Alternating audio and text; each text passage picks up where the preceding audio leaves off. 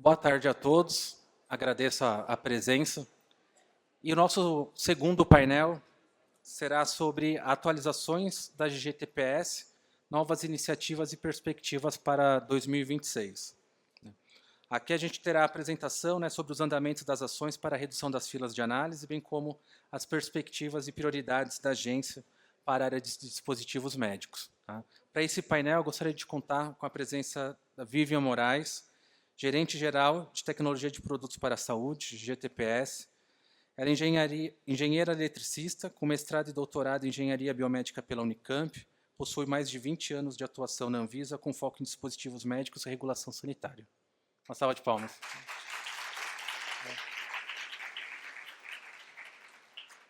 E para compor a mesa, eu também gostaria de convidar a Débora Ferreira, gerente sênior de assuntos regulatórios para o Brasil e Conisul na Boston Scientific, farmacêutica com mais de 16 anos de atuação em dispositivos médicos, lidera estratégias regulatórias e atua ativamente em advocacy, junto com a Associação das Indústrias. Uma salva de palmas.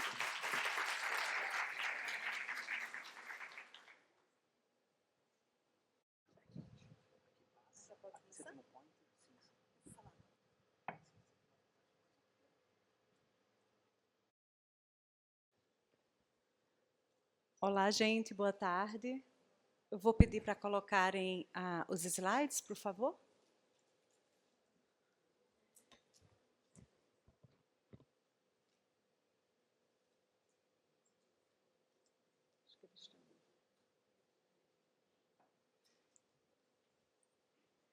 Bom, enquanto eles estão...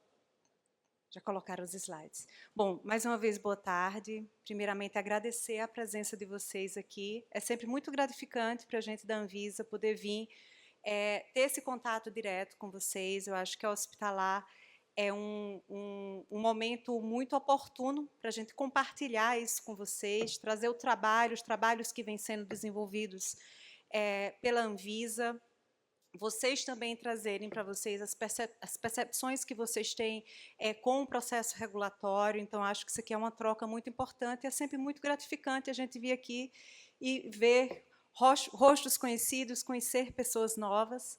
Então, agradecer à ABMED pelo convite, a oportunidade da gente poder vir aqui e trazer essa transparência. Eu acho que a nossa relação com o setor regulado, como o diretor Marcelo bem colocou, ele tem que ser de transparência, né? A gente tem que abrir a escuta, uma escuta ativa, para recepcionar também as dores de vocês, a gente trazer soluções, porque eu acho que, no final do dia, os nossos objetivos, eles são comuns, né? Todo mundo aqui está trabalhando em prol de dar acesso a tecnologias médicas para a população brasileira e acesso a tecnologias seguras e eficazes, né? Eu tenho plena convicção que todos que estão aqui nessa sala e que compõem os atores que compreendem o complexo industrial da saúde têm esse foco, né? E essa preocupação e esse compromisso, né, com a segurança e com a eficácia e, principalmente, com o nosso usuário final, que é o paciente,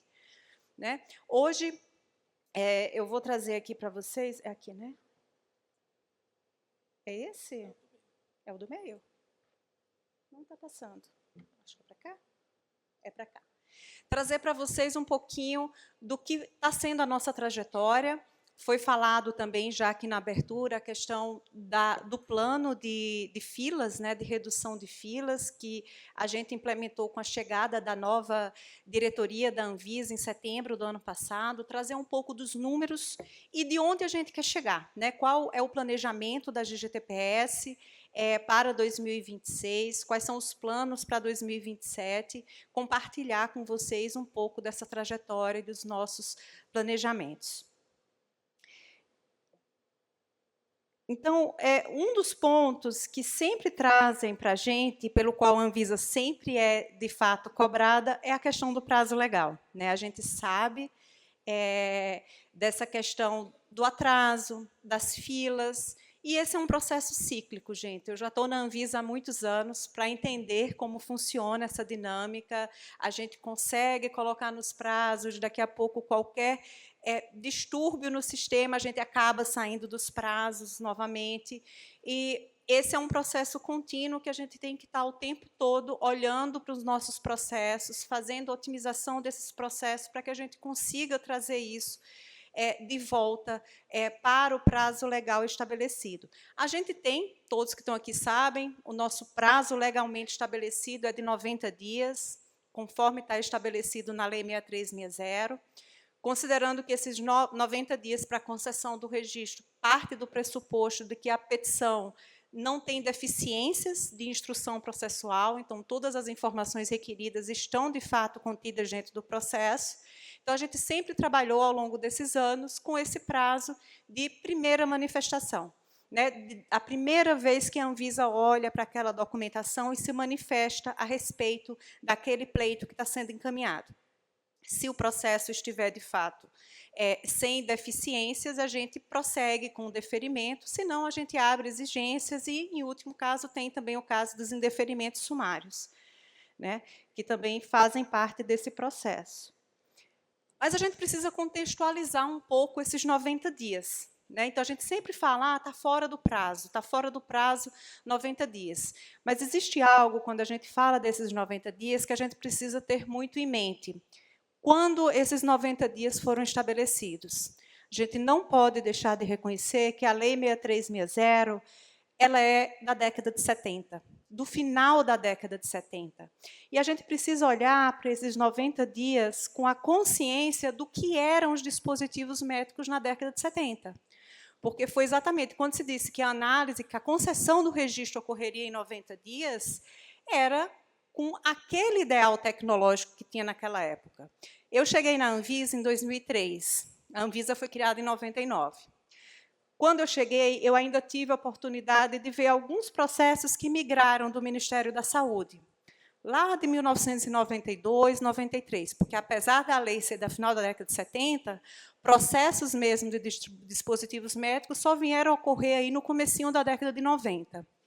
E, quando a gente pegava esses processos, eram 3 folhas. Era exatamente isso, gente. Eram 3 folhas, era um formulário com o nome do produto, o nome da empresa, uma indicação de uso e um endereço. Escrita à mão ainda, né? Muitos vinham escritos à mão.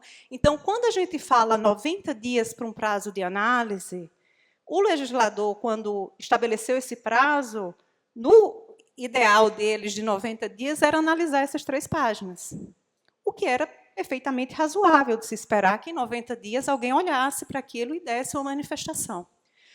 O que a gente observa ao longo desses anos, 76 para 26, a gente tem aí bastantes anos, né?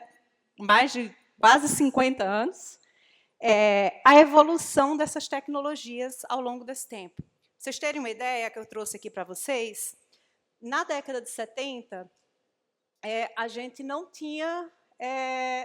começou-se a desenvolver os microcontroladores. Então, toda a parte de equipamentos médicos que haviam disponíveis naquela época eram valvulares e com eletrônica analógica. Não existia eletrônica digital. Né? Então, esse já é um dos primeiros pontos. O primeiro CT de tomografia computadorizada surgiu em 1972, nos Estados Unidos. Então, o Brasil talvez até tivesse em grandes centros, como São Paulo, mas era algo caríssimo de ser feito. Então, não era o que a gente tinha de padrão ouro para imagens médicas. O conceito de biocompatibilidade também foi criado na década de 70, então, todos esses estudos que a gente tem hoje de biocompatibilidade, principalmente desses materiais implantáveis, não existiam. Então, se não existiam, não vinham os estudos para serem analisados.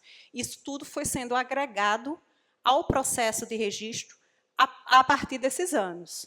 Né? As primeiras edições da 60601, que é a norma-chave de equipamentos eletrométricos, também surgiram na década de 70. Né? E o próprio marco regulatório é quando a gente tem, no caso do FDA, que é um dos mais antigos, que é de 1976, quando se estabelece um modelo regulatório para dispositivos médicos. Então, ainda era um processo muito incipiente em termos de regulação de dispositivos médicos, né, quando esse prazo de 90 dias foi estabelecido. Nos anos 80 e 90 é que a gente tem uma expansão, até por conta, com o surgimento dos microcontroladores, a gente consegue implementar a eletrônica digital nos dispositivos médicos, e aí é possível se fazer processamento de imagem em tempo real. Vocês têm ideia, na década de 70, o ultrassom era estático. Não existia ultrassom de tempo real, como um vídeo, como a gente tem hoje. Era uma imagem, uma fotografia que se tirava, não porque não se sabia gerar a imagem, mas porque não havia capacidade de computador, memória suficiente para processar aquele sinal e gerar uma imagem. Na década de 90, é que surge a segurança baseada em risco, então a 14971 ela surge também nessa década de 90. Então, são elementos de riscos que passam a ser considerados, uma abordagem de risco que passa a ser considerada na avaliação dessas tecnologias médicas. Hidrogéis e membranas poliméricas também surgem aí na década de 80, 90, e é quando, de fato, você passa a ter uma consolidação regulatória global. Então, a gente começa a ter a diretiva europeia, que vem em 93, a criação da Anvisa em 99, a publicação da nossa RDC 185, muito baseada na diretiva europeia, em 2001. Então, foi todo um processo de construção. E mesmo quando você compara o dossiê técnico do que era a RDC 181, com o relatório técnico, e o que é o dossiê técnico hoje, com a RDC 751 e a própria 830 de produtos in vitro, a gente vê uma evolução e uma maturação regulatória muito grande, em termos de conteúdo e informação que precisa ser apresentada para que a gente consiga discutir sobre a segurança e eficácia dessas tecnologias. Também na década de 90 surge a normalização das boas práticas de fabricação por meio da 13485, e também da nossa RDC 59, lá em 2000, que era de boas práticas de fabricação. E nos anos 2000, até agora, é quando a gente começa a falar de harmonização internacional, que ele trouxe também um outro aspecto para o processo regulatório brasileiro, com comprometimento da Anvisa de seguir com essa convergência regulatória internacional. Então, as cirurgias minimamente invasivas, saúde digital, inteligência artificial, software como dispositivos médicos surgem muito fortemente também nos últimos anos. Os biomateriais inteligentes, que mimetizam funções de tecidos humanos, e a normalização do produto, considerando todo o seu ciclo de vida. A normatização. Então, é muito importante a gente ter esse conceito, essa evolução dessas tecnologias para entender esses conceitos, esse conceito no qual os 90 dias foram estabelecidos.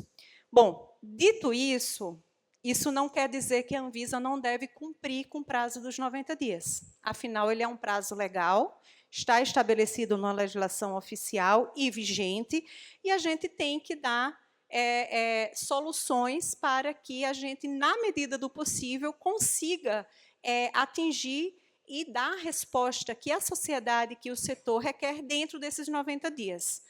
Mas eu gosto sempre de trazer essa explanação, quando a gente fala desse prazo de 90 dias, para a gente ter certeza que a gente está falando da mesma tecnologia, para a gente entender essa evolução e talvez até já pensar numa possibilidade de discussão, se não é o tempo já da gente ter um prazo que seja mais factível. 90 dias ele é um prazo possível, mas ele é um prazo muito difícil de ser mantido. Porque essa é a minha experiência já de 20 anos de Anvisa. A gente entra no prazo, qualquer distúrbio no sistema, a gente sai do prazo. Então, talvez esteja sinalizando que a evolução tecnológica já demonstra que esses 90 dias não é um prazo factível a longo prazo. A gente tem que pensar em mecanismos, e o plano de redução de fila, ele visou exatamente isso, a gente fazer uma reengenharia de processos para que a gente consiga atingir esses prazos. Porque a gente não pode continuar analisando um processo, um dossiê técnico, do mesmo jeito que a gente analisava lá na década de 90, no final da década de 90, quando a Anvisa foi criada. porque a tecnologia mudou, a complexidade dessas tecnologias e dessa documentação também mudou. A Anvisa atingiu maturidade regulatória suficiente para estar hoje sentada em mesa e discutindo com agências regulatórias de igual para igual. Né? Então, esse foi um ganho muito importante para a Anvisa, dada a sua maturidade regulatória, e isso passa também por fazer reengenharia de processos. Olhar para o nosso processo interno e dizer como é que eu posso fazer mais e melhor com os mesmos recursos que eu tenho. Né? Então, o objetivo do plano de redução de filas foi exatamente possibilitar esse novo olhar para os nossos processos. Aqui eu trago uma série histórica para a gente entender as entradas da GGTPS. A gente tem aqui dados desde 2000, está ali 2021, mas é 2001, tá, gente? Desde 2001 a 2025. E vocês observam aqui a evolução dessa entrada. A gente teve um aumento de 10%, 10 vezes mais, desculpa, basicamente, do que a gente recebia lá em 2001 e do que foi registrado em 2025. Então, esse aumento, ele é um aumento real, é um aumento que pesa porque a nossa infraestrutura não aumentou 10 vezes nesse mesmo período. Então, para que a gente consiga dar as respostas necessárias, a gente precisa, de fato, repensar os nossos processos. Aqui alguns dados, eu trouxe dados consolidados de 2025, o diretor Marcelo até abordou alguns deles no quantitativo. Aqui nós temos apenas petições primárias de registro e notificação, né, e suas alterações. Então, apenas em 2025, nós recebemos 22.055 petições, considerando as 3 áreas. Conseguimos finalizar 21.644, que é uma taxa de conclusão, no total, de quase 98%. E aí vocês me perguntam, mas e por que ainda tem as filas? Porque esses 21.000 que foram analisados são petições represadas dos anos anteriores. Né? Agora foi que a gente conseguiu chegar nas petições, de fato, de 2025. Então, a gente tem um estoque considerável na área de dispositivos médicos, dado o volume que vocês viram que a gente recebe anualmente, e que eles foram, de fato, se acumulando, em especial nos anos de 2024 e 2025. Então, a gente teve um crescimento, de fato, no estoque do passivo nesses 2 anos. Em termos de entrada, de fato, a GEMAT é a que mais se destaca, né, onde a gente tem as maiores entradas e finalizações também. A AGEQIP e a GEVIT, elas são muito parecidas e, de fato, é onde a gente acaba não tendo muitos problemas com relação à fila. Como as nossas maiores entradas são na GEMAT, é onde a gente tem represado o maior quantitativo de petições aguardando a primeira manifestação, e foi por isso também a nossa estratégia de, ao implementar o plano de redução de filas, a gente iniciar pelas petições da GEMAT, dando foco naquelas petições para que a gente consiga reduzir as médias gerais, globais da GGTPS como um todo.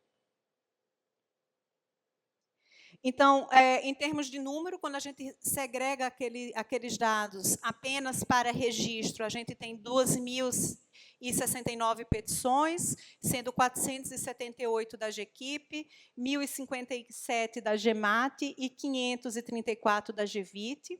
E aqui temos as finalizadas no período, né, 477, 723 e 715. A gente vê que a GEQIP ela consegue andar. A GEVIT, inclusive, superou a entrada dela em termos de finalizações em 2025. A GEQIP ela se manteve praticamente estável, e a GEMAT é onde, de fato, a gente precisa colocar mais esforços para conseguir ter essas finalizações ampliadas.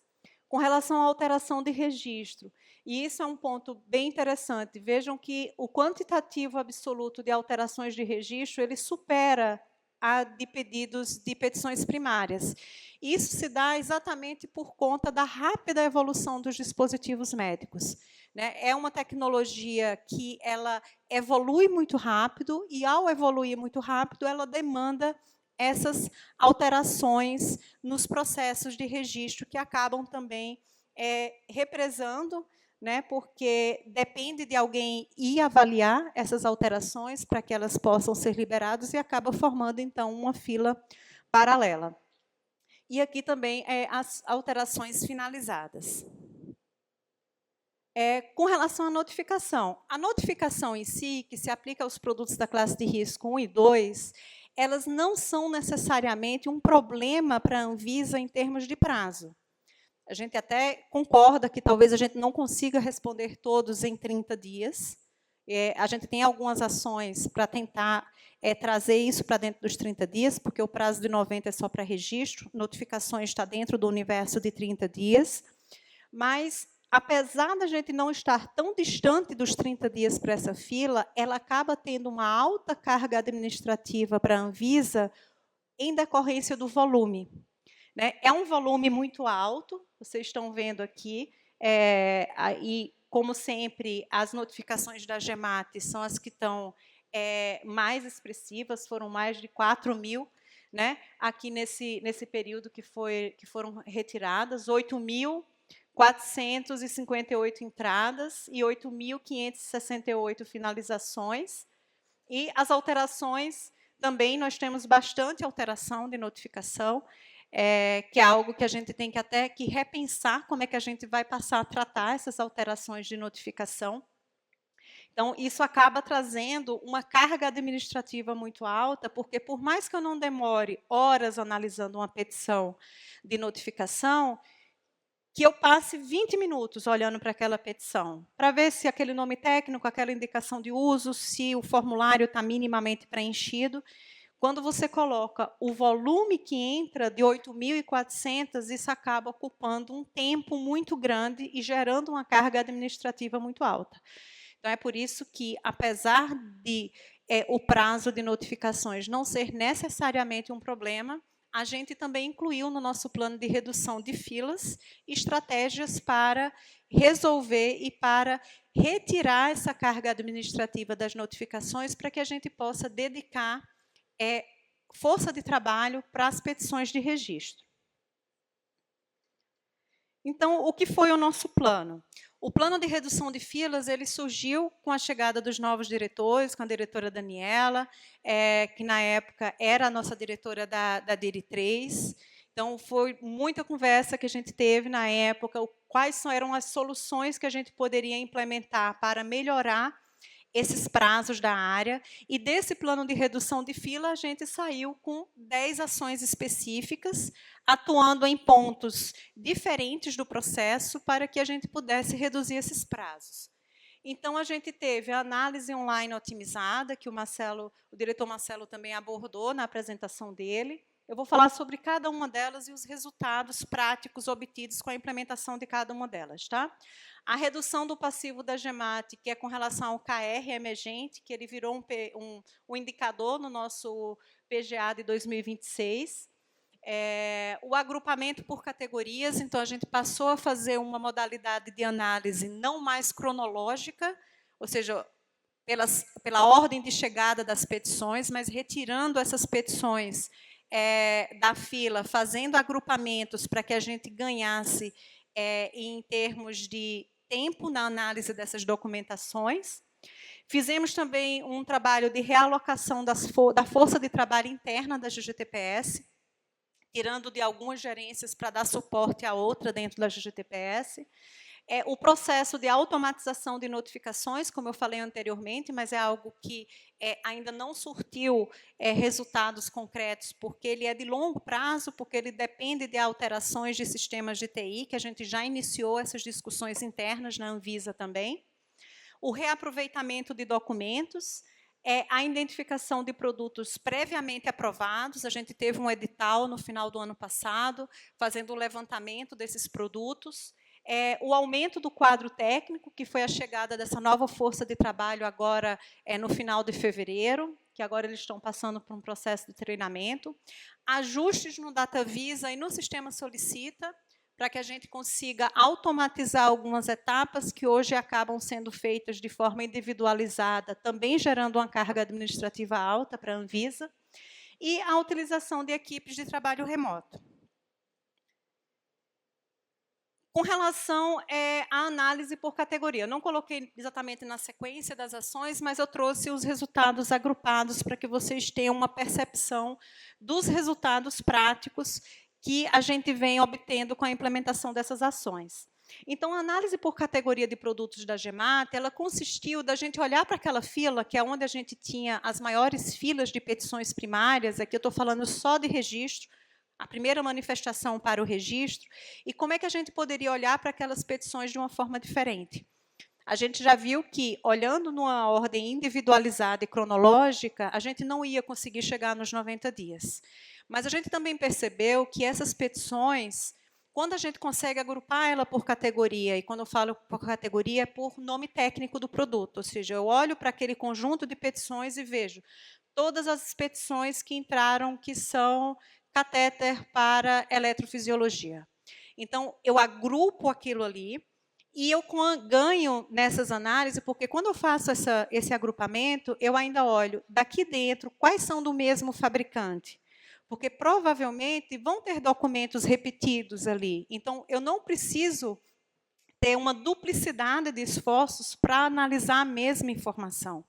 Então, eu segrego aquelas petições, encaminho para um determinado grupo de especialistas, 2 ou 3, o que tiver disponível, e diz, olha, nos próximos 60 dias, vocês só vão analisar isso.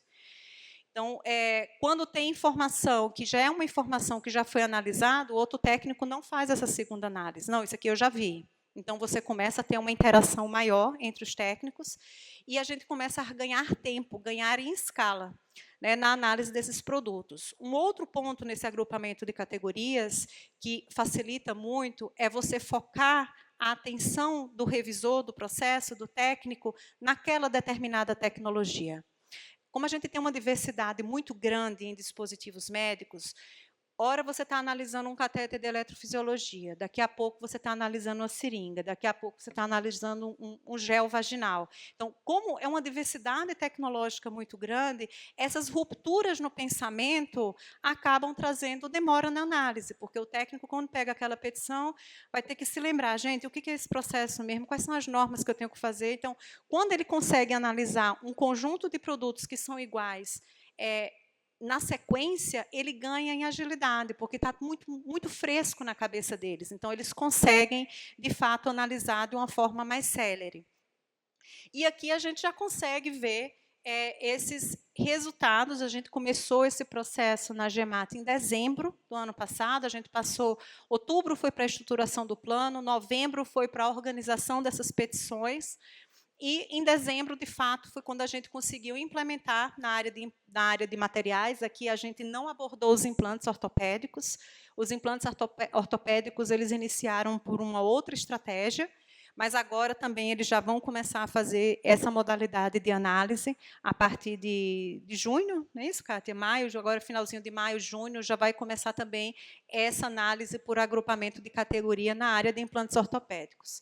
Então, a gente já vê aqui claramente, isso que está em azul é a capacidade de processamento da área. Então, vejam o que era a capacidade lá em outubro e novembro, onde a gente não tinha implementado o plano, e o quanto a gente conseguiu ganhar em capacidade de processamento. Quando eu falo processamento, é eu pegar aquela petição, eu analisar, ou fazer uma exigência, ou deferir, ou indeferir, o que quer que seja. Mas é olhar para aquela petição. Então, a gente conseguiu sair aí de 80 para 129. Em janeiro, houve realmente uma queda, mas isso é justificado porque é mês de férias, muitas pessoas acabam saindo de férias, tem as festividades de final de ano, pessoas viajam, então a gente não tem uma equipe completa olhando para aqueles processos, e mesmo assim, apesar das férias, a gente ainda conseguiu superar a produtividade de outubro e novembro, quando a gente tinha uma equipe completa analisando essas petições. Então, isso demonstra que esse método de olhar para essas petições, ele traz efeito, ele surte efeitos com relação à capacidade de processamento de petições da GGTPS. Em fevereiro, a gente também é um mês atípico, porque é um mês que tem carnaval, é um mês mais curto, então, ainda assim, a gente também conseguiu um número expressivo, maior do que os 2 meses antes do início da implementação da ação. E, em março, foi onde a gente teve realmente o nosso ápice de capacidade de processamento, porque a gente estava com a equipe completa, o pessoal voltando das férias, cabeça fresca, menos cansados, então conseguiram dar uma produtividade maior. E acaba que, em abril, a gente observa uma queda. Mas por quê? A gente fez os agrupamentos e, inicialmente, a gente analisou aquelas petições que tinham, aqueles grupos que tinham mais petições.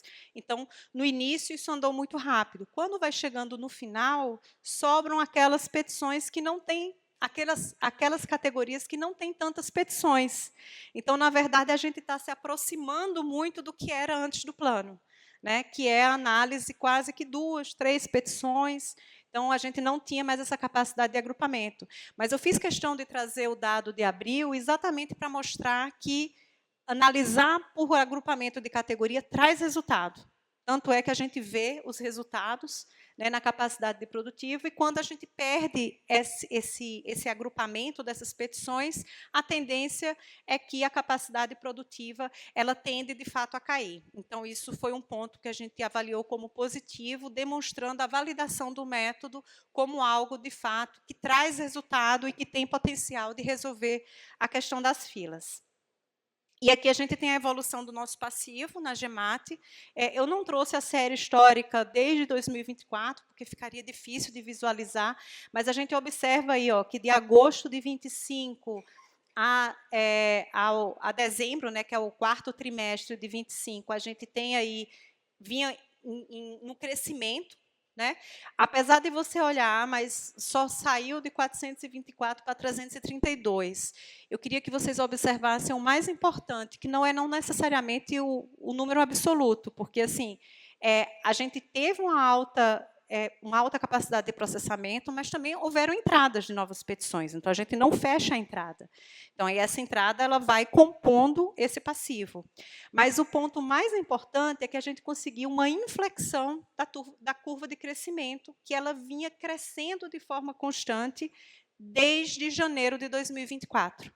Ela vinha no crescimento e, quando em dezembro, a gente começa a observar essa inflexão do crescimento, que eu avalio como algo muito positivo. Ou seja, a gente conseguiu, pelo menos, estancar aquele crescimento e implementar medidas que, de fato, estão reduzindo. A tendência é que ela continue caindo, e agora, com a chegada dos novos técnicos, quando eles passarem por essa curva de aprendizado, a gente vai ter, realmente, resultados muito mais expressivos do que a gente teve até então.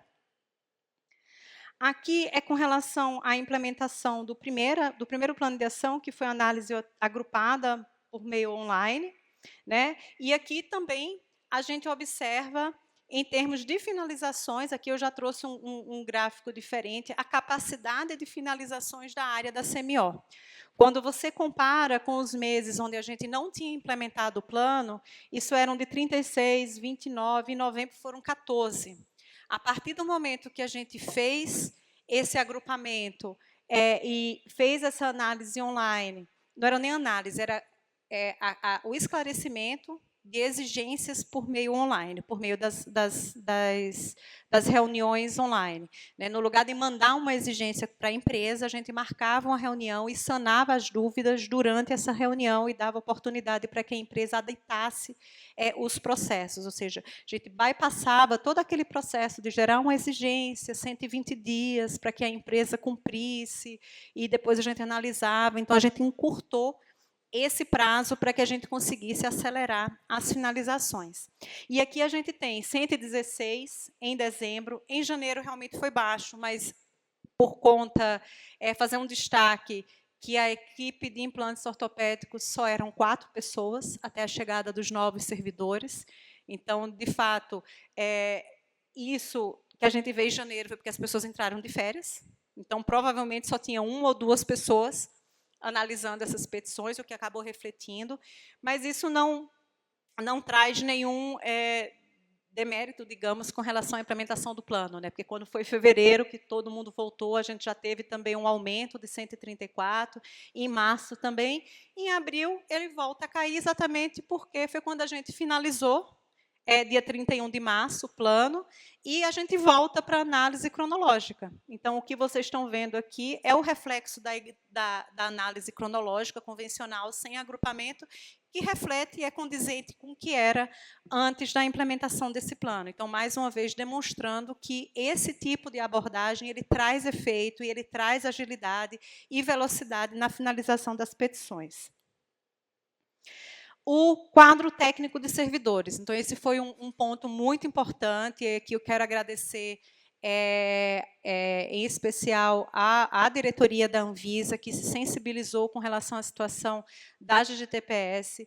Eu acho que, embora nós não tenhamos sido a gerência em números absolutos que recebeu o maior número de servidores, mas em números proporcionais ao tamanho do que era a agência, a GGTPS recebeu um quantitativo muito expressivo de novos servidores que passaram a compor a nossa força de trabalho.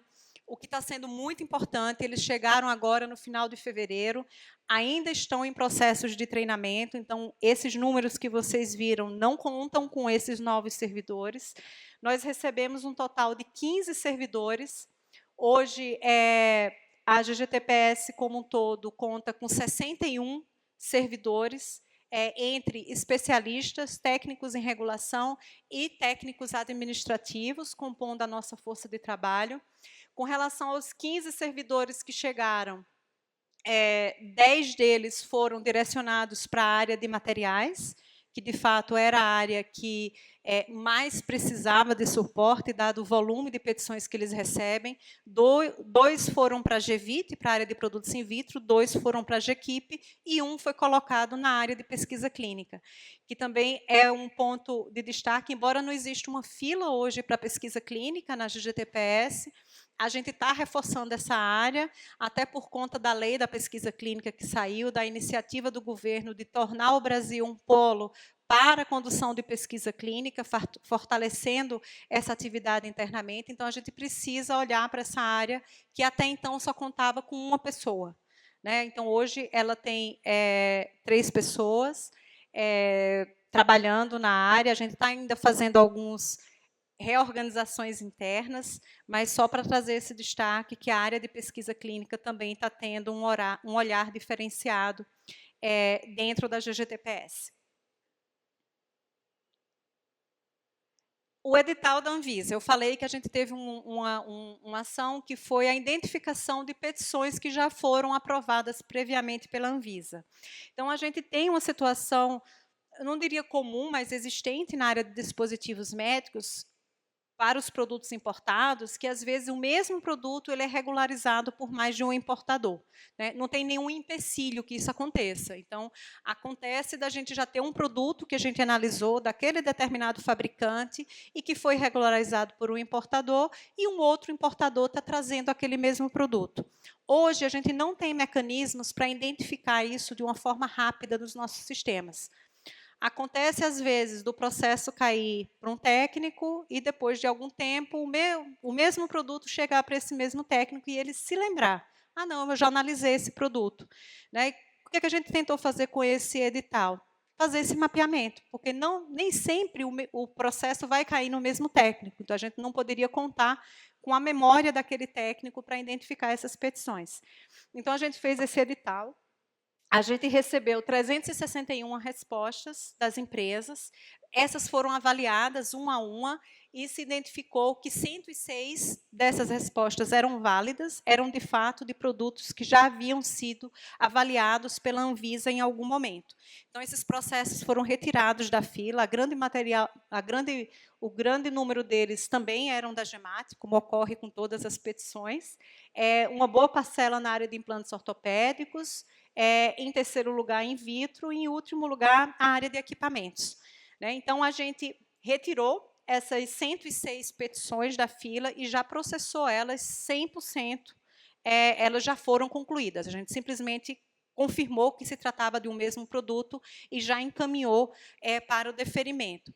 Então, isso também aconteceu com as outras petições da área de implantes, que a gente também já terminou o primeiro lote das alterações e já está iniciando um segundo lote.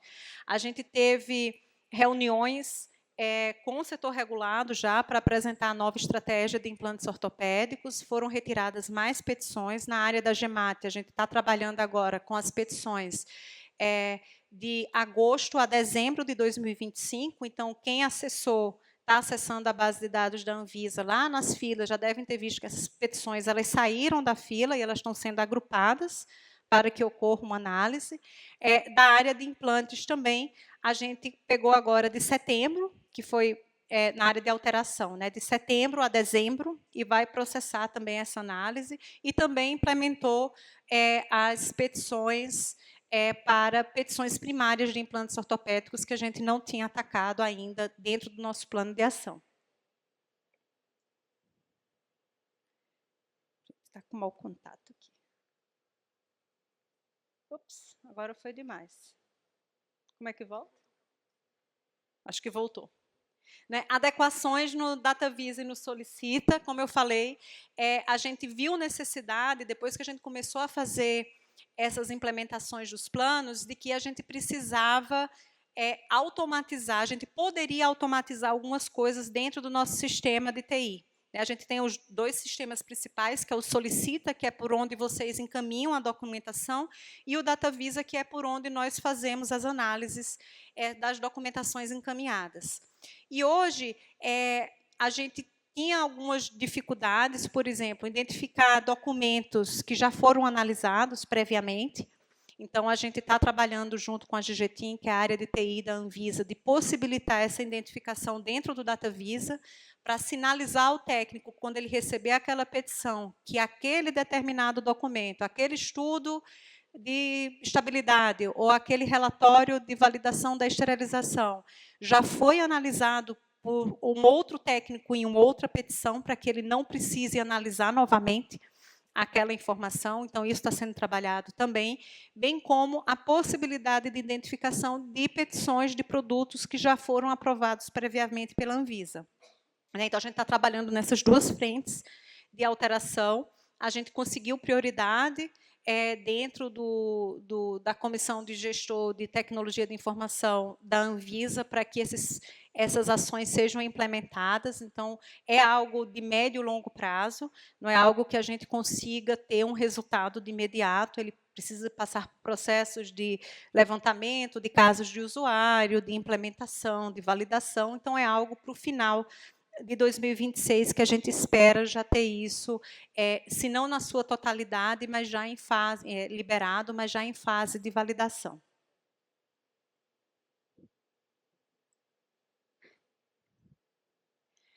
A realocação estratégica de equipes, isso também foi algo pontual que foi feito, principalmente com relação aos servidores da GEQIP, que fizeram um aporte às petições, aos servidores da GEMAT. Como a gente estava com os prazos muito em dia da GEQIP, então a gente paralisou as análises da GEQIP por um tempo, para que aqueles técnicos pudessem se dedicar às petições da GEMAT. Não foram todas as petições, mas a gente teve um ganho significativo, principalmente nas petições de alteração de notificação, que estavam com passivo beirando 1.000 petições, e a gente conseguiu reduzir isso para pouco menos de 300 petições, ficando dentro do prazo. A gente não pode lançar mão disso muitas vezes, porque senão a gente também tira a GEQIP do prazo.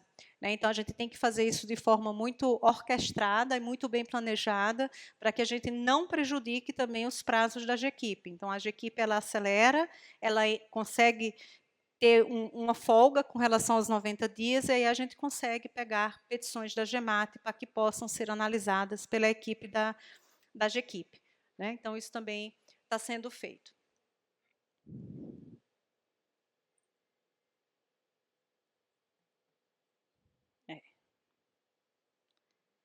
A automatização das aprovações das notificações. Lembra que eu falei que a notificação em si ela não é um problema, mas que o volume dela é um problema. Então, a gente precisa encontrar mecanismos para automatizar. A gente está trabalhando em várias frentes com relação à notificação. principalmente, a gente observa que os maiores problemas da notificação diz respeito ao enquadramento. Ou seja, quando a gente pega aquelas petições de notificação, a grande maioria que são indeferidas foi porque a empresa julgou que aquilo ali era um classe 1 e classe 2, dada aquela indicação de uso, quando, na verdade, seria um classe 3. Como notificação não tem exigência, ela acaba sendo indeferida. Então, a gente pensou, se esse é o maior problema da notificação, o que a gente pode fazer é fechar as indicações de uso que a gente reconhece como válidas para aquele determinado nome técnico dentro daquela classe de risco. Então, a gente está trabalhando com inteligência artificial, onde a gente retirou essas informações dos formulários que a gente tem no nosso banco de dados e está fazendo uma tabela de dizendo, olha, todos esses nomes técnicos, se tiverem essa indicação de uso fechada, que a gente reconhece como sendo classe 2, essa notificação ela vai ser automatizada. Então, a empresa, quando ela for fazer o peticionamento, ela simplesmente vai selecionar aquela indicação de uso fechada e ali, automaticamente, aquela petição ela vai ser processada. Isso não quer dizer que a empresa não possa inovar. Não, mas digamos que eu tenho uma nova indicação de uso e que não necessariamente vai ser um classe 3. Nesses casos, a gente vai deixar um campo para que a empresa possa escrever essa nova indicação de uso e aí, nesse caso, essas petições vão passar por avaliação. Mas as petições que seguirem a terminologia, digamos, de indicação de uso e de nome técnico já pré-estabelecida pela Anvisa, eles teriam uma aprovação automatizada, como a gente já tem hoje para cosméticos e para outros produtos dentro da Anvisa. Então, é algo que está sendo trabalhado internamente.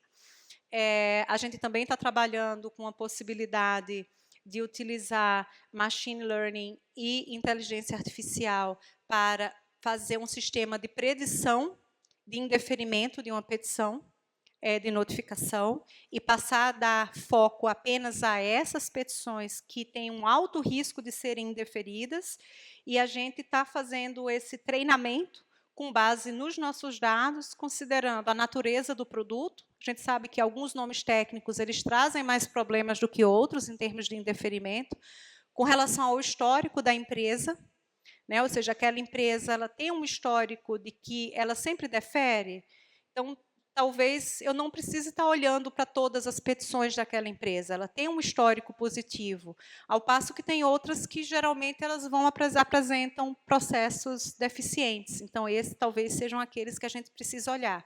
Então a gente ainda está muito embrionária essa discussão, mas é uma outra frente de abordagem que a gente está trabalhando, de desenvolver por meio de machine learning e inteligência artificial, um sistema de predição de indeferimento de petições, iniciando por notificações e, quem sabe, no futuro, um pouco de médio a longo prazo, também trazer isso para os processos de registros, para tecnologias consagradas, para tecnologias que não sejam inovações tecnológicas, que talvez a gente consiga também colocar esse tipo de ação, talvez não totalmente igual como é feito para a notificação, dado o risco do produto, mas fazendo as adaptações condizentes com o risco da tecnologia.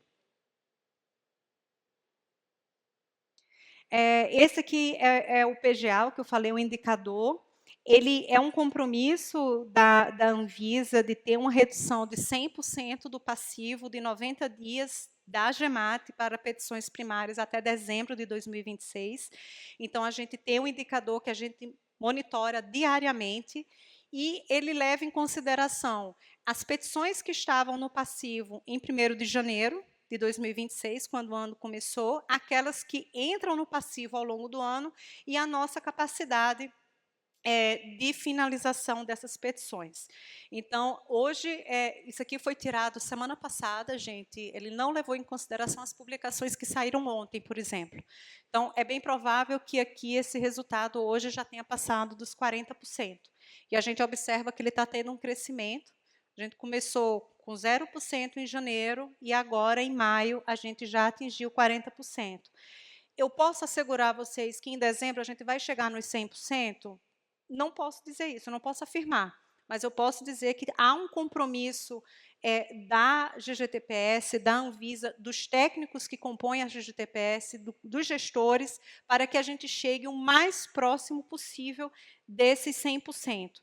E aqui eu queria, inclusive, fazer um agradecimento especial a todos os técnicos da GGTPS pelo empenho que eles estão colocando na análise dessas petições, pela abertura para recepcionar novos modos de análise. Não é fácil você ter uma ruptura de um modo de trabalho de muitos que estão lá já há muitos anos fazendo aquilo desde sempre daquela forma, e ter a receptividade de dizer, não, tudo bem, vamos mudar. Eu acho que isso é algo que precisa ser reconhecido, e aqui eu deixo o meu agradecimento especial a todos que compõem a GGTPS, desde os técnicos aos gestores, ao pessoal do administrativo, ao secretariado, que, de fato, é um empenho coletivo de toda a equipe para que a gente tenha esses resultados e consiga, de fato, chegar a dezembro de 2026 numa situação muito melhor do que a gente estava em dezembro de 2025.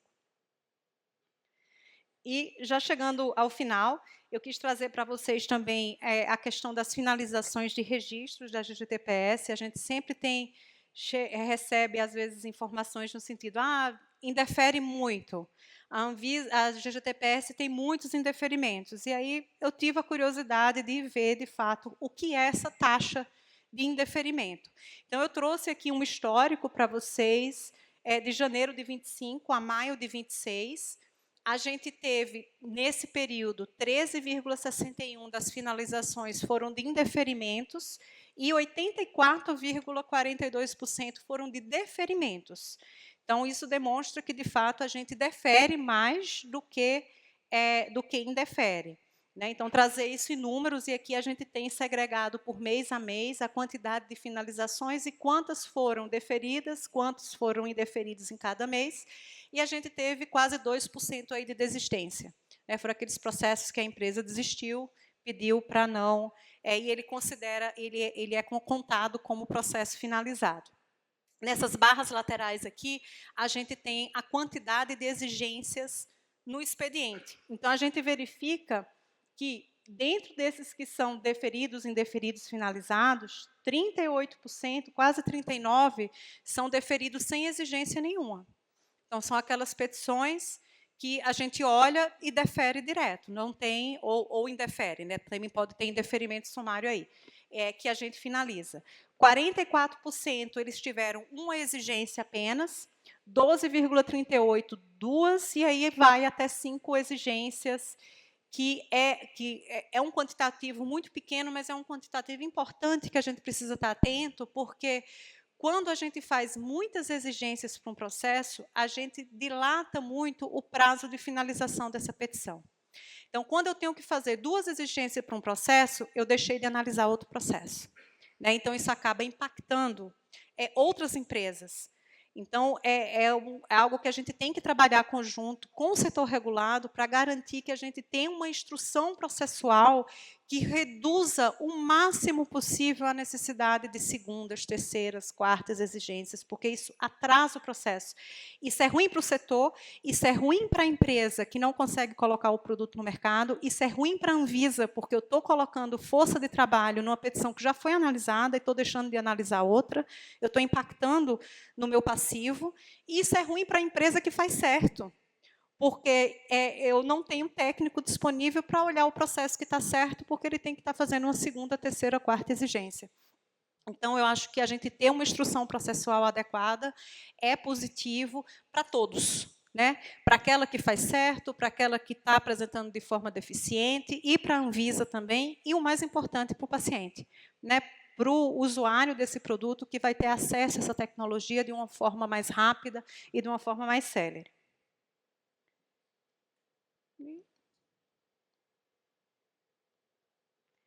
Aqui, só a quantidade de exigências que eu falei, né, das segundas e terceiras. Em 2025, a GGTPS fez 2.325 exigências, emitiu exigências. Né? O que está em azul claro foram primeiras exigências, e o que está em azul escuro, nesse gráfico, são 2 ou mais exigências no processo. Então, você vê aqui, por exemplo, em abril, 30% das exigências que foram feitas já foram exigências secundárias, terciárias de processos que já deveriam estar sendo finalizados. Então, eu quis trazer esse número para vocês, porque isso também acaba impactando nas finalizações e nas filas, né? Então, o compromisso de ter esse processo bem instruído, ele é muito importante para que a gente consiga finalizar esses processos de uma forma mais ágil e consiga, de fato, direcionar a força de trabalho a petições que precisam ser analisadas a primeira vez. Deixa eu ver aqui. E os avanços regulatórios, gente, já é o final, eu prometo. Então, as perspectivas futuras. Então, a gente está, essa questão da ampliação da análise por agrupamento da GEMAT e da CMO, né, que está fazendo esse esforço agora para pegar mais um lote de petições e para a gente conseguir ter uma agilidade nessa análise, e também passando agora pelo treinamento dos novos servidores. Como eu falei, foram 15 servidores, a gente precisa passar por uma curva de aprendizado, a gente estima que essa curva de aprendizado vai ser entre 6 meses e 10 meses, para que a gente tenha esses técnicos, digamos, na sua capacidade plena. Então, isso também acaba impactando um pouco as filas, porque o técnico treinado, ele tem que dedicar parte do tempo dele para treinar esses servidores. Então, a gente acaba tendo que gerenciar também essa alocação de recursos no treinamento dos novos servidores. Com relação aos produtos inovadores, a gente está em fase de discussão com a diretriz e com o diretor Marcelo a edição de um novo edital para produtos inovadores, onde a gente vai selecionar mais 10 projetos para um acompanhamento da Anvisa desde a fase inicial de desenvolvimento desses projetos. A gente teve um lá em 2024 e agora vai ser a segunda edição desse edital, e trabalhando constantemente na nossa reengenharia de processos. Olhando os nossos processos e vendo onde a gente pode fazer ajustes, onde a gente pode trazer melhorias. A agenda regulatória de 2026 ela está bem, digamos, arrojada e com muitos temas a serem tratados, e tratar temas de agenda regulatória é algo que também demanda recursos humanos da GGTPS, então, muitas vezes, o cobertor é curto, né, gente? Se a gente foca nas filas, a gente não consegue focar na agenda regulatória, então a gente tem que tentar dividir e focar naqueles temas, de fato, que são os mais importantes, os que vão trazer os resultados mais imediatos e mais urgentes para a GGTPS. Então, a gente tem a revisão da 657, que ela já está em fase de finalização do relatório da AIR, provavelmente publicado agora no segundo semestre de 2026, e logo em seguida a gente já vai ter a consulta pública do texto da resolução. É uma revisão muito importante, porque, através dessa revisão, a gente vai fazer a possibilidade de uma regularização de inteligência artificial de aprendizado contínuo, que hoje o nosso modelo regulatório não permite que seja feito. Então, é um avanço importante, é um marco regulatório importante para a Anvisa, dado o crescimento do uso de inteligência artificial na área da saúde. A RDC 925, que também vai passar por uma revisão, que são dispositivos médicos personalizados, e, para isso, a gente já está em discussão no Mercosul, com relação a esses critérios, como isso vai ser feito, e também discussões amplas no IMDRF, e isso vai nortear os nossos critérios de revisão dessa normativa. A questão dos produtos combinados, que é uma outra tendência que a gente vem observando crescente na área de dispositivos médicos, que é cada vez mais os produtos estarem mais próximos de uma fronteira, sem que a gente consiga enquadrar esses produtos em caixinhas pré-definidas, em medicamentos, ou em cosméticos, ou em dispositivos médicos, mas é um produto, digamos, fluido, que vai transicionar por várias áreas, e a gente tem que ter um modelo, um fluxo de processamento interno na Anvisa como um todo, que permita olhar para essa nova tecnologia. Então, é algo que a gente também incluiu na nossa agenda regulatória. E a questão da análise prévia dos produtos in vitro, que já é uma realidade há muitos anos, feita pela Anvisa, mas que carece de um regulamento oficial estabelecido para nortear os critérios da execução dessa análise prévia. E era isso, gente. Eu queria agradecer, e a gente está aberto agora para uma discussão aqui. Obrigada.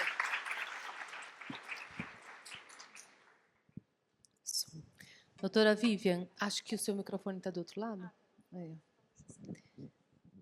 Bom, primeiramente, muito obrigada por mais um ano prestigiar a gente aqui na jornada regulatória. Doutor Marcelo, doutora Daniela, é a Anvisa em peso. Né? Eu sei que temos os novos técnicos aqui, uma parte deles também, e a jornada regulatória tem sido um momento de muito aprendizado, muito ensinamento e muito diálogo. Né? Então, muito obrigada por mais uma vez estar aqui. Já são 7 meses agora? Isso. 7 meses de muito trabalho. Muito trabalho. Muitas iniciativas. Eu queria agradecer por ter trazido esse tema, ter focado nesse tema dos tempos e de fila, porque eu acho que é uma grande preocupação do setor. E eu vejo que cada vez mais a gente está estruturando isso muito melhor. A gente vê as iniciativas de força-tarefa e as iniciativas estruturantes também. Né? E isso é muito interessante porque é o que vai nos ajudar aí nos próximos anos. E quando a gente fala de dispositivos médicos, eu sempre comento que, concordo, é um desafio para o sistema regulatório, porque a gente está falando de um curativo, a gente fala de uma tomografia, a gente fala de inteligência artificial. Ao mesmo tempo que a evolução tecnológica desses produtos também requer uma regulação que acompanhe. Então, eu entendo todo esse orquestramento que é necessário. Eu acho que essas últimas iniciativas têm mostrado muito esse compromisso da agência com os tempos, que a gente sabe que é muito importante para o setor. Falando um pouco do tema de filas, e puxando um pouco do gatilho das iniciativas, um pouco do tema de forças-tarefas acabou impactando na transparência de como a gente consegue ver esse processo, né, ali do situação de filas, né, de análise. Você acredita que a gente consegue também acompanhar um pouco, essas iniciativas conseguiriam acompanhar um pouco também iniciativas para dar mais transparência e previsibilidade regulatória das filas? O setor de departamento de assuntos regulatórios, a gente sempre sofre, a gente precisa reportar a nossa gestão, não é fácil, ao mesmo tempo que a gente reconhece o esforço, a gente quer que tenham forças-tarefa, mas será que a gente vai conseguir trazer isso também para a previsibilidade? Muito importante sua pergunta, é algo que sempre questionam a gente, né? O nosso sistema de transparência de filas no nosso portal, ele foi estruturado numa lógica de análise cronológica.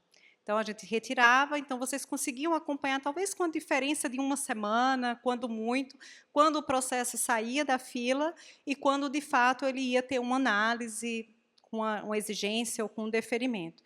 Com essa nova abordagem, a gente acabou tendo um efeito colateral, que é o nosso sistema de transparência de filas, ele meio que perdeu a utilidade, porque quando a gente tira 6 meses de petição da fila, o setor fica meio perdido. Olha, o meu processo saiu da fila, isso quer dizer que ele vai ser analisado?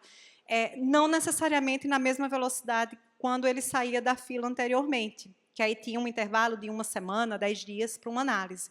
Agora, ele pode sair da fila, mas, dependendo como ele é agrupado, ele pode ser os primeiros a serem analisados, mesmo que ele tenha saído da fila e que ele tenha entrado há 5 meses, mas ele foi agrupado com aquele que entrou 10 meses, com o que entrou em 7 meses, e ali ele é feita uma análise conjunta. Né? Então, o setor ele fica um pouco perdido. O que realmente a gente ainda está devendo, e não teve perna para fazer, foi olhar para esse mecanismo de transparência no nosso portal e ver como a gente pode trazer uma maior transparência para vocês e previsibilidade de quando isso vai ser analisado. A gente ainda não teve uma discussão interna entre os gestores, mas é algo que eu, Vivian, penso que talvez seja factível da gente publicar, os agrupamentos e a previsibilidade de análise de cada bloco agrupado. Então, a gente tirou lá 400 petições da fila, a gente dá a transparência de como essas petições foram agrupadas por categoria e indicar, olha, o primeiro lote a ser analisado vai ser esse daqui, porque aí já vai dar uma previsibilidade melhor para o setor de quando minha petição vai ser analisada. Mas como isso é um trabalho que vai ter que ser feito de forma manual, a fila hoje lá ela é automatizada. A gente tirou, já muda no portal. Então, a gente tem que encontrar pernas internamente para que a gente consiga alimentar esse sistema de forma manual, ou então ter junto da GGTIM uma força-tarefa para conseguir automatizar isso. Então, hoje a gente não tem, realmente, infelizmente, é um efeito colateral, mas que a gente está consciente, a gente sabe que existe, a gente vai tentar dar uma solução, nem que seja uma solução provisória, por enquanto, para trazer essa transparência, essa previsibilidade dessa nova dinâmica de análise de processo. E aí, acho que a Anvisa conta com a paciência também do setor regulado, porque, como ela disse, é um efeito colateral de tantas tarefas, né, tantas forças-tarefas que eles estão fazendo. E quando a gente manda tantas perguntas, né, como, por que ele saiu da fila? É tempo deles também respondendo para a gente por que isso não está na fila. Então, acho que esse entendimento e essa conversa que ela é tão importante para que a gente também deixe esse tempo para que a Anvisa se acomode e também possa realizar aí essas iniciativas mais estruturantes, e, em algum momento, isso vai refletir na fila. Sim, assim e na transparência dessa fila. Bom, agora, em relação à questão de aproveitamento documental. Incrível. Eu acho que é uma iniciativa ousada e necessária, né, para o futuro, essa ideia de tirar essa duplicidade processual. Mas eu queria trazer um pouco uma pergunta mais no sentido dos critérios do que na parte de TI, que entendo que vai ser desafiador. Né, essa parte de TI, da gente realmente conseguir identificar quais são os processos que têm os mesmos documentos, mas na parte de critérios, hoje a gente tem critérios de agrupamento de família, e nós temos uma quantidade de assuntos de peticionamento pós-registro que nos leva a submeter muito. Né, a gente protocoliza bastante. Vou dar um exemplo real. Uma família de produto que internacionalmente ela é uma família, mas ela entrou no Brasil e, por conta dos critérios de agrupamento de famílias de materiais, ela vira 7.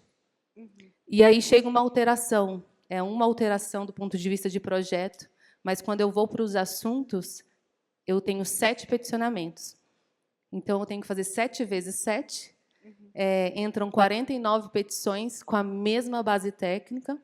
Se elas entrarem em exigências, são 40... Então, vamos dizer assim, potencial. A gente pode estar analisando muitas vezes o mesmo processo. Carga operacional para a Anvisa, carga operacional para a gente também. Existe alguma avaliação no sentido de racionalizar esse tema? A gente reconhece que esse é algo que poderia melhorar. A gente ainda não teve tempo de discutir internamente como a gente pretende fazer esse novo racional de agrupamento. A gente sabe que, para alguns, por exemplo, para implantes ortopédicos, a gente já teve uma discussão que talvez a gente precise revisar a norma de implantes ortopédicos, trazendo esse agrupamento de família de uma forma mais otimizada, digamos assim, para reduzir o quantitativo de petições. Com relação às alterações, a gente, inclusive, no passado, a gente tinha uma estratégia que em algum momento se perdeu, que era que mesmo que você peticionasse várias petições para alteração de um determinado produto, para elas serem analisadas de forma conjunta e só ter a documentação em uma delas, né, para que você não replicasse aí 7 vezes dentro do processo as alterações que vão ser analisadas juntas. Isso é um processo que a gente ainda precisa estruturar internamente, mas é algo que a gente já tem em mente de implementar. Acontece que são tantas frentes que a gente está trabalhando que, de fato, o cobertor é curto. A gente, primeiro, tem que resolver esse problema para atacar esse outro, mas esse é um dos problemas que está na nossa fila para que ele seja endereçado e seja avaliado qual é a melhor forma de tratar. A gente concorda que, hoje, da forma como estão as famílias, elas podem ser, sim, otimizadas, e a análise de alteração também. A gente pode olhar para a forma de petição dessas alterações de uma forma mais inteligente, digamos assim, uma forma mais otimizada, que dê agilidade e reduza a carga administrativa interna da Anvisa, sem reduzir o rigor técnico e o foco na segurança e eficácia desses produtos. E ainda no tema de alterações, né, você comentou do prazo de 90 dias, e eu concordo que, quando ele foi lá analisado, ele tinha outro contexto, né? Mas hoje acho que a gente também tem um... Oi? Acho que é a frequência. Hoje a gente tem um outro contexto, né, da regulação por risco, né? Acredita que, na parte de alterações, né, a gente fez lá, acho que 2020 a 340, foi ousada também, foi diferenciada, e naquele momento algumas alterações não foram para implementação imediata, acho que porque a gente queria sentir. Eu falo a gente porque a gente trabalhou muito junto, né, com a Anvisa nessa regulação, mas nesse momento acho que a ideia era sentir como que o setor funcionaria com essa implementação imediata, que trouxe realmente muita inovação para o tema de alterações. Nesse sentido da regulação baseada em risco, será que seria uma oportunidade também de avaliar algumas alterações que hoje estão como aprovação requerida e que talvez poderiam passar para a implementação imediata, e aí também reduzir um pouco essa carga? É uma carga administrativa ainda, mas não técnica, da mesma forma que uma aprovação requerida, que hoje tem levado, na GEMAT, por exemplo, 10 meses. E é um desafio muito grande, porque, como a gente falou, é tecnologia. Né? E a tecnologia ela precisa ser alterada, senão o acesso dela também fica comprometido. A gente, Débora, a gente tem uma preocupação com relação a essas alterações, mas a nossa estratégia para as alterações, na verdade, não passou por isso, por olhar para aquelas que podem ser de implementação imediata. Mas a gente está num passo além. A revisão da 657, ela vai incluir, dentre outras coisas, o plano de alteração de mudanças para software, né? Que é algo que vem sendo discutido amplamente por outras agências reguladoras, eu creio que já foi implementado em alguns países, não tenho certeza, mas eu vejo a questão das alterações, talvez esse plano de alteração de mudanças para ser aplicado em software como talvez uma alternativa para as alterações dos dispositivos que não são software. Então, no lugar de eu estar avaliando alteração a alteração, eu avaliar o plano de alteração, do controle de alterações que a empresa tem, e, a partir daí, definir o que pode ou não ser implementado de forma imediata. Então, acho que a gente tem um dever de casa anterior para discutir, que é, primeiro, discutir esse plano de alteração, plano do controle de alteração, para que, aí sim, a gente consiga caminhar de uma forma mais segura com relação às implementações que podem ser, de fato, serem realizadas de forma imediata, sem uma análise prévia. Isso é muito interessante, porque eu já tenho escutado também o PCCP, né? Exato, o plano PCCP. de controle de mudanças já extrapolando software. Eu acho que é algo que a gente pode estudar juntos, né? A BIMED também pode se prontificar aí a estudar e montar uma proposta. Estou vendo as carinhas aqui, ó, é isso mesmo. Porque talvez essa seja o método que a gente precisa, né? Isso, algo mais ágil, né? Considerando a evolução rápida dessas tecnologias. Isso foi algo que surgiu na discussão que a gente teve, inclusive na reunião lá do IMDRF, foi algo que foi colocado e ficou das agências reguladoras avaliarem a possibilidade dessa extrapolação. Se, de fato, é uma metodologia que é extrapolável para outras tecnologias que não sejam necessariamente software. Mas como é que a gente pode dar uma maior dinâmica nesse processo regulatório, considerando a evolução tão rápida do segmento. Muito bom. Bom, vou continuar no aproveitamento documental, e é a última pergunta, porque o nosso tempo já está acabando. Mas essa ideia do aproveitamento e dos documentos que são parecidos, ele me faz muito lembrar ao TOT, né? A gente tem esse master file, e talvez fazer ele ficar ali, a gente só vem e altera aquele documento, a gente tem essa visibilidade do master file do produto dentro do solicita, talvez, né? Isso que eu imagino. Tem alguma perspectiva da GGTPS chegar nesse tipo de tecnologia? Sim, esse é o nosso objetivo final com os ajustes que a gente está fazendo no DataVisa e no Solicita, né, em termos de reaproveitamento. Hoje a gente já tem o TOC implementado. tanto na 751 quanto na 830. A gente segue integralmente o TOC do IMDRF, tanto para produto in vitro como não in vitro. Né? O que a gente precisa implementar agora é essa estrutura de master file. A gente já começou as discussões internas na Anvisa, mas aí chegou à conclusão que isso impactaria em toda a gestão documental da casa. Então, a gente teve que ampliar essa discussão para além da GGTPS, incluindo as outras áreas de registro, porque o nosso sistema é único, né? Então, a gente precisa ter essa discussão de uma forma mais ampla, até para a gente definir em que pontos estratégicos a gente pode atuar dentro do DataVisa. Primeiro, para não atrapalhar as outras áreas que não queiram aderir, que achem que o master file não traz benefício para eles, ou então fazer uma discussão ampla se todos chegaram à conclusão, olha, toda a casa ganha implementando uma estrutura de master file. Mas como isso muda a estrutura interna de gestão documental eletrônica da casa, a gente teve que escalar essa discussão. E, nesse momento, a gente está exatamente nesse ponto, discutindo com as outras áreas de registro. A gente vai levar isso para a comissão para o CGD, né, de gestão digital da Anvisa, para ter uma discussão com a área que é responsável pela gestão documental, que é a GGCIP, para ver quais são os impactos disso, quais são os desdobramentos e como outras áreas da Anvisa podem se beneficiar com essa estratégia. Mas, sim, a gente pretende chegar a uma estrutura de master file no futuro. Isso não vai ser dezembro de 2026, então, para não ter essa ansiedade agora, isso vai ser algo mais para longo prazo, porque requer uma maturidade maior com relação à estrutura interna. A gente tem um legado de documentos que a gente precisa avaliar o impacto disso para se a gente vai migrar ou se a gente vai simplesmente fazer um corte na linha do tempo e dizer daqui para frente vai ser assim. Então, tem muitas coisas que precisam ser discutidas internamente. Muito obrigada por mais De uma nada. vez Eu que estar agradeço. aqui com a gente. E é isso, gente. Temos mais assuntos. Não falei de Reliance. A doutora Vivian achou que eu ia falar de Reliance. Eu não falei, porque não vai ser eu hoje, embora esteja tatuado na minha testa. Mas, muito obrigada. Passo a palavra para o Márcio para finalizar a sessão. Bom, Vivian, gostaria de agradecer pela construção dessa agenda, né, de jornada regulatória.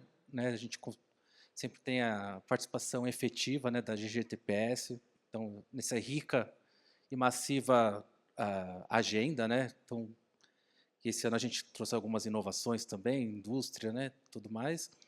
E, assim, conte sempre com a ABMed, a gente sempre agradeço muito a disponibilidade, né, de toda a agência para diálogo, né, sempre temos reuniões com todas as associações, com o setor também, né, algumas reuniões abertas. Então, assim, é um fato que nunca tivemos tantas ações simultâneas para a melhoria do nosso setor, né. Então, mais uma vez, agradeço, fica à disposição a ABMed para qualquer iniciativa, tomada de subsídios, né, a gente sempre também está no IMDRF, MDSAP também, dando todo o suporte para vocês. Então, fica aqui portas abertas da ABMed a todos. Tá bom? Obrigado, pessoal.